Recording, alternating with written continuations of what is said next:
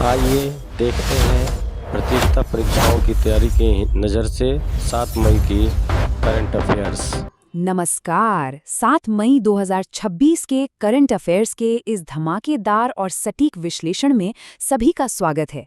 UPSC, SSC या किसी भी कॉम्पिटिटिव एग्जाम की तैयारी करने वालों के लिए आज का ये सेशन एकदम ब्रह्मास्त्र होने वाला है। चलिए बिना समय बर्बाद किए सीधे आज की सबसे बड़ी खबरों को डिकोड करते हैं। आज के एजेंडे पर एक त्वरित नजर डालते हैं। शुरुआत होगी नेशनल अफेयर्स से, फिर हम डाइव करेंगे इंटरनेशनल और जियोपॉलिटिक्स की हलचल में। इसके बाद साइंस एंड टेक की दुनिया, फिर इकोनॉमी और अंत में सबसे जरूरी एग्जाम के लिए सीधे सीधे काम आने वाले इंपॉर्टेंट फैक्ट्स। तो चलिए फुल फोकस के साथ आगे बढ़ते हैं। शुरुआत करते हैं आज के पहले सेक्शन से, नेशनल अफेयर्स। देश के भीतर पॉलिसी के स्तर पर क्या बड़े बदलाव हुए हैं, आइए देखते हैं। 77 ये नंबर नोट करना बहुत जरूरी है। केंद्र सरकार ने सुप्रीम कोर्ट में जजों की स्ट्रेंथ बढ़ाकर 77 करने के प्रस्ताव को मंजूरी दे दी है। अब देखिए इसका सीधा असर क्या होगा। सर्वोच्च न्यायालय में जो लाखों मामले पेंडिंग हैं, उनके निपटारे में अब गजब की तेजी आएगी। जुडिशियल रिफॉर्म्स की दिशा में ये एक बहुत बड़ा कदम है।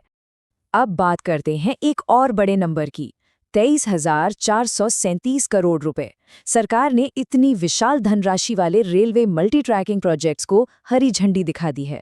इसका सीधा सा मतलब है कि इंफ्रास्ट्रक्चर पर फोकस एकदम क्लियर है। इससे पैसेंजर ट्रेनों का ट्रैफिक तो स्मूथ होगा ही, माल ढुलाई की क्षमता भी कई गुना बढ़ जाएगी। इकोनॉमी को इससे जो रफ्तार मिलेगी वो देखने लायक होगी। मैन्युफैक्चरिंग को बूस्ट करने वाला एक और बड़ा आंकड़ा सामने है, 3,900 करोड़ रुपए। कैबिनेट ने 2 नई सेमीकंडक्टर मैन्युफैक्चरिंग यूनिट्स के लिए इस फंड को मंजूरी दी है। मेक इन इंडिया और इलेक्ट्रॉनिक्स सेक्टर के लिए ये लिटरली एक गेम चेंजर साबित होने वाला है।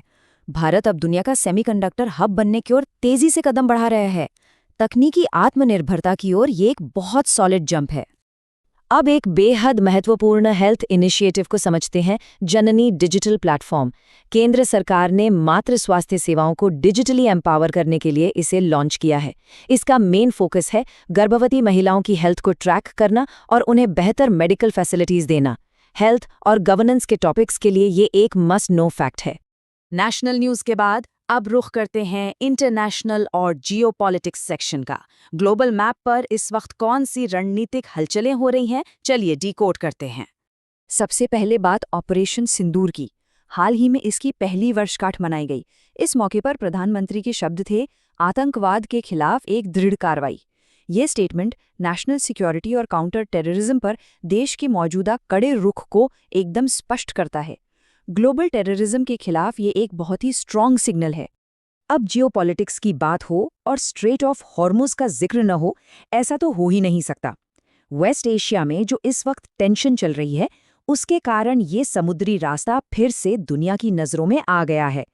ये ग्लोबल ऑयल ट्रांसपोर्ट का सबसे क्रिटिकल चोक पॉइंट है। इंटरनेशनल रिलेशंस की तैयारी के लिए ये इस वक्त का सबसे हॉट टॉपिक है। और इसी ऑयल मार्केट से जुड़ी एक और ब्रेकिंग न्यूज़ है। रिपोर्ट्स आ रही हैं कि संयुक्त अरब अमीरात यानी यूएई ओपेक और ओपेक प्लस से बाहर निकलने की स्ट्रैटेजी पर चर्चा कर रहा है।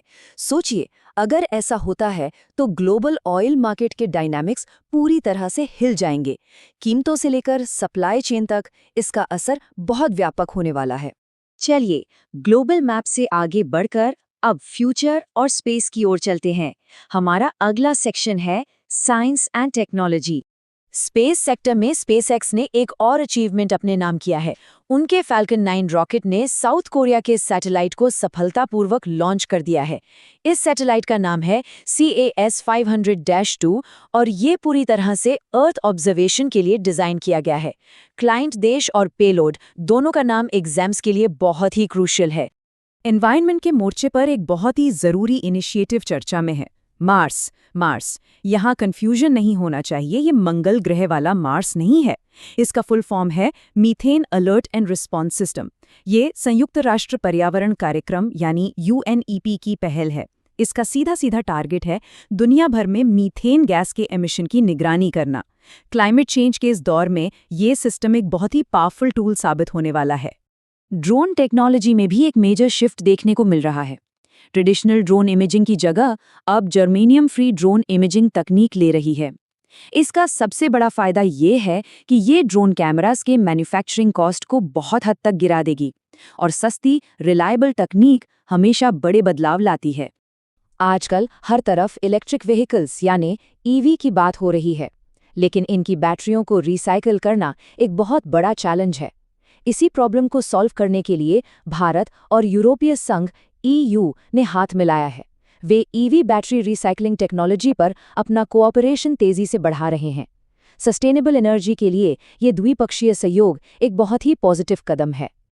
अब हम पहुंच गए हैं आज के आखिरी मेजर न्यूज़ सेगमेंट पे, अर्थव्यवस्था और अन्य महत्वपूर्ण खबरें। देखते हैं फाइनेंशियल वर्ल्ड और मौसम का क्या हाल है। अर्थव्यवस्था को बूस्ट करने के लिए सरकार ने 18,100 करोड़ रुपए का एक बड़ा रिलीफ पैकेज अप्रूव किया है। ये फंड खास तौर पर MSME सेक्टर यानी सूक्ष्म, लघु और मध्यम उद्यमों को सपोर्ट करने के लिए इमरजेंसी क्रेडिट लाइन गारंटी योजना ECLGS 5.0 के तहत दिया जाएगा। ये पैकेज बिजनेस सेक्टर के लिए एक तरह से ऑक्सीजन का काम करेगा। मार्केट और फ्यूल अपडेट्स पर नजर डालें तो आज सेंसेक्स और निफ्टी में थोड़ी गिरावट देखी गई। इसकी मुख्य वजह विदेशी निवेशकों की भारी बिकवाली और दुनिया भर में चल रहे जियोपॉलिटिकल टेंशन को माना जा रहा है। लेकिन दूसरी तरफ एक राहत की बात भी है। देश के प्रमुख शहरों में पेट्रोल और डीजल की कीमतें बिल्कुल स्टेबल बनी हुई हैं। अब बात करते हैं एक बहुत ही प्राउड मोमेंट की। जर्नलिज्म का सबसे बड़ा अवार्ड पुलित्जर प्राइज 2026 दो भारतीय पत्रकारों को मिला है, आनंद आरके और सुपर्णा शर्मा। उन्हें यह सम्मान उनकी बेहतरीन इन्वेस्टिगेटिव रिपोर्ट ट्रैप्ड के लिए दिया गया है। इन दोनों पत्रकारों और इनकी रिपोर्ट का नाम एकदम याद रखना जरूरी है। एग्जाम्स के लिए ये बहुत महत्वपूर्ण है। और अब एक अर्जेंट वेदर अलर्ट। नंबर 13, मौसम विभाग IMD ने 13 राज्यों में तेज आंधी और बारिश का अलर्ट जारी किया है। इसमें बिहार, यूपी और दिल्ली मुख्य रूप से शामिल हैं। कुछ जगहों पर तो 90 किलोमीटर प्रति घंटे की रफ्तार से हवाएं चलने की आशंका है। इसलिए मौसम के अपडेट्स पर नजर रखना और पूरी सावधानी बरतना बेहद जरूरी है। चलिए अब शिफ्ट करते हैं सबसे ज्यादा हाइपर फोकस्ड रिवीजन मोड में। हमारा अगला और अंतिम सेक्शन है इंपॉर्टेंट एग्जाम फैक्ट्स। आज की खबरों को सीधे सिलेबस से कैसे कनेक्ट करना है, आइए देखते हैं। ये कीवर्ड सीधे स्कोर बढ़ाएंगे। जननी प्लेटफॉर्म, इसे तुरंत जोड़िए मैटरनल हेल्थ सर्विसेज से। फॉल्कन 9, ये रीयूजेबल रॉकेट टेक्नोलॉजी का बेस्ट एग्जाम्पल है। पुलित्जर प्राइज, याद रखना है कि ये कोलंबिया यूनिवर्सिटी द्वारा दिया जाता है। आर्टिकल 124, इसी के तहत सुप्रीम कोर्ट में जजों की संख्या बढ़ाई जाती है। मार्स यानी methane alert and response system और स्ट्रेट ऑफ हॉर्मुज, जो दुनिया का सबसे अहम ग्लोबल ऑयल ट्रांसपोर्ट रूट है। बस इन फैक्ट्स को दिमाग में एकदम फिक्स कर लेना चाहिए। तो ये था आज का power pack current affairs explainer. लेकिन इस सेशन को ख़त्म करने से पहले एक बड़ा सवाल। ग्लोबल ऑयल पॉलिटिक्स और टेक्नोलॉजी में जो ये बड़े बड़े शिफ्ट्स आ रहे हैं, क्या ये आने वाले साल की पूरी तस्वीर नहीं बदल देंगे? इस पर गहराई से विचार करना चाहिए। अगर आज का ये विश्लेषण मददगार लगा तो इसे लाइक और शेयर करें और सब्सक्राइब करना बिल्कुल न भूलें। कल फिर मिलेंगे नई और अहम खबरों के साथ। तब तक सीखते रहें और आगे बढ़ते रहें।